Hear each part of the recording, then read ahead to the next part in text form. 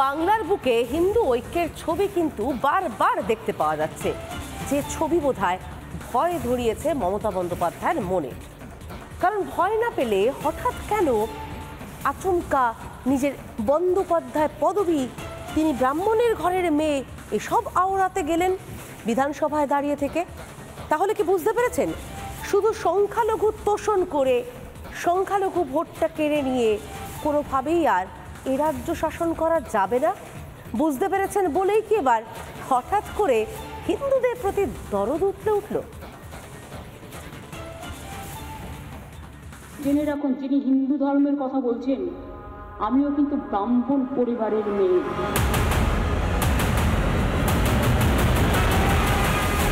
২৬-এর বিধানসভা ভোট যত এগিয়ে আসছে ততই যেন বিপদ টের পাচ্ছেন মুখ্যমন্ত্রী মমতা বন্দ্যোপাধ্যায়। বিজেপির হিন্দু ঐক্যের ডাকে বাঙালিরা সাড়া দিলে বিধানসভার লড়াই ভালোই কঠিন হবে তার দলের পক্ষে। এটা বুঝতে পেরেই কি বিধানসভায় আচমকা নিজেকে বড় হিন্দু প্রমাণের চেষ্টা করলেন মমতা? জেনে রাখুন, যিনি হিন্দু ধর্মের কথা বলছেন, আমিও কিন্তু ব্রাহ্মণ পরিবারের মেয়ে।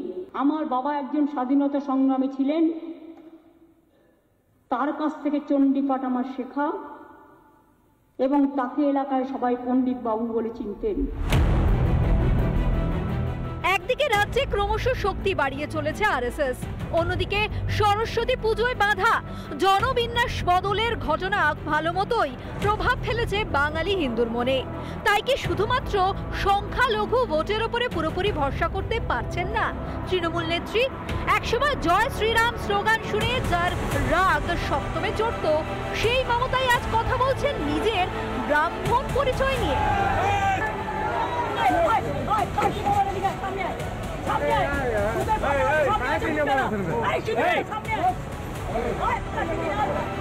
আসলে বিধানসভায় তৃণমূল বিজেপির আসনের ফারাক যতই হোক, ২১-এর বিধানসভা থেকে ভোট শতাংশ কিছুটা এদিক ওদিক হলেও বাজিটাই উল্টে যাবে।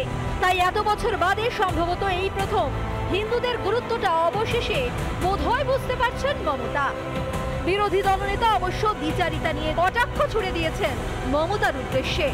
উনি আজকে আতঙ্কিত, উনি হরিয়ানা, মহারাষ্ট্র, দিল্লিতে হিন্দু ভোট এক হওয়ার জন্য আতঙ্কিত। উনি আতঙ্কিত হিন্দু শব্দে, উনি আতঙ্কিত তোষণের শব্দে, উনি আতঙ্কিত মা সরস্বতীর নামে, মা দুর্গার নামে, মাতা কালীর নামে। যে মমতা এতদিন নিজের ধর্ম নিরপেক্ষতার বুলি কপচাতেন, তার মুখেই আজ হিন্দুর কথা। এতদিনে তাকে মনে করাতে হচ্ছে ছোটবেলা থেকে চণ্ডী পাঠ শিখে বড় হয়েছেন তিনি। অবশ্য বিভিন্ন সময়ে তার মন্ত্রোচ্চারণ থেকে সেটা বোঝা যায় কি। চণ্ড মণ্ড ভূতপদে দেবী, রিপাবলিক বাংলা। দুর্গা বীজ বিনাশিনী। মুখ্যমন্ত্রী নিজে বারবার বলেন তাকে ধমকালে তিনি কি করবেন, চমকালে তিনি কি করবেন, কিন্তু তিনি নিজে যখন রাজ্যের বিধানসভা, রাজ্যের আইনি সভায় দাঁড়িয়ে উস্কানি দেন, তখন খুব কৌশলে সাবধানবাণীর আড়ালে অদ্ভুত একটা উস্কানি। তা মুখ্যমন্ত্রী, পুলিশ মন্ত্রীর পুলিশ তো সামান্য চুরি ডাকাতিটুকু অবধি সামলাতে পারেন না। মুখ্যমন্ত্রীর উস্কানিতে সত্যি সত্যি যদি কেউ পথে নামে, পুলিশ মন্ত্রীর পুলিশ সেটা সামাল দিতে পারবে তো?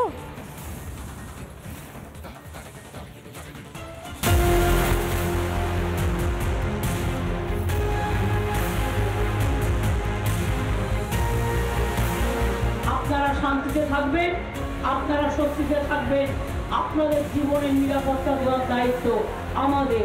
তার কারণ আমরা থাকতে আপনাদের কেউ কোনো রকম অত্যাচার করতে পারবে না।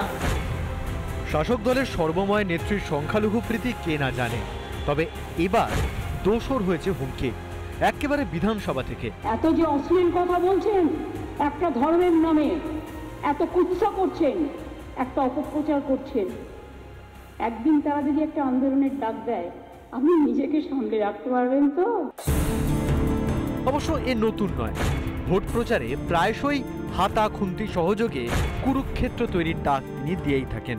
যেখানে যেখানে ওরা গিয়ে গুন্ডামি করবে, আমি মা বোনেদের বলবো, হাতা খুন্তি লইয়া খেদাইয়া দাও দাঁড়াইয়া।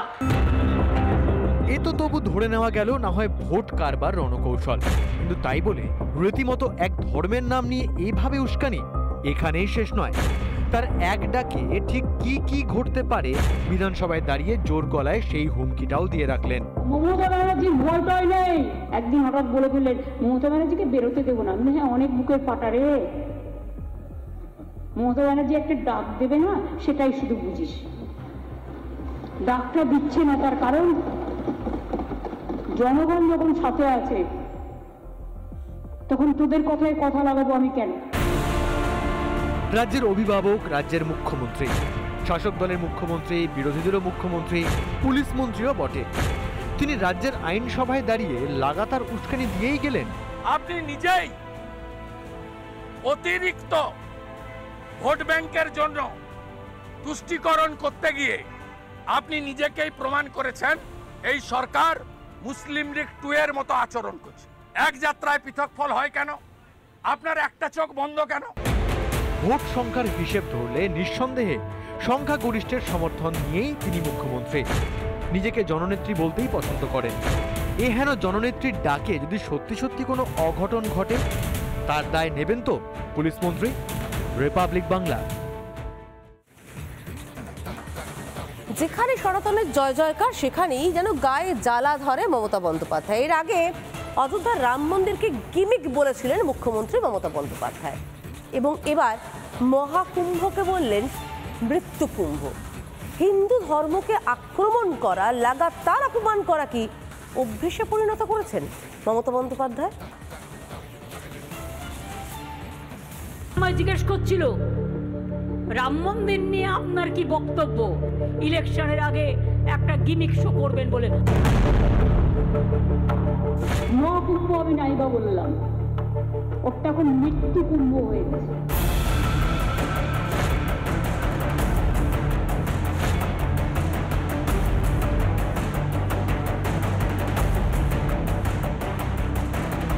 অযোধ্যায় রাম মন্দির শুধু হিন্দুদের নয়, এক করে দিয়েছিল গোটা দেশকে।